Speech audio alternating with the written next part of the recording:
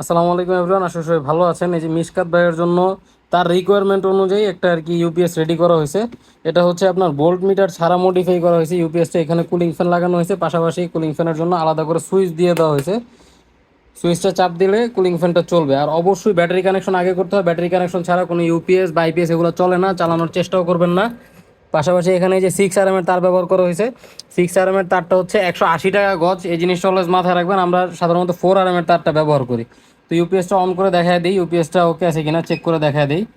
এটা একটা touch button UPS, 3 second চাপ দিয়ে ধরে রাখার পর আর কি এটা অন হয়। এখন আউটপুটটা দেখায় দিচ্ছি। আউটপুটটা ধরছে, ইনপুটটা দেখায় দিই।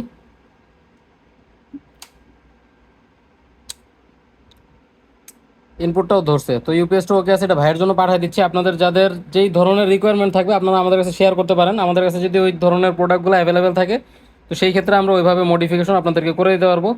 তো যাদের প্রয়োজন হবে স্ক্রিনে দেওয়া হোয়াটসঅ্যাপ নম্বর আমাদের সাথে যোগাযোগ করেন। সব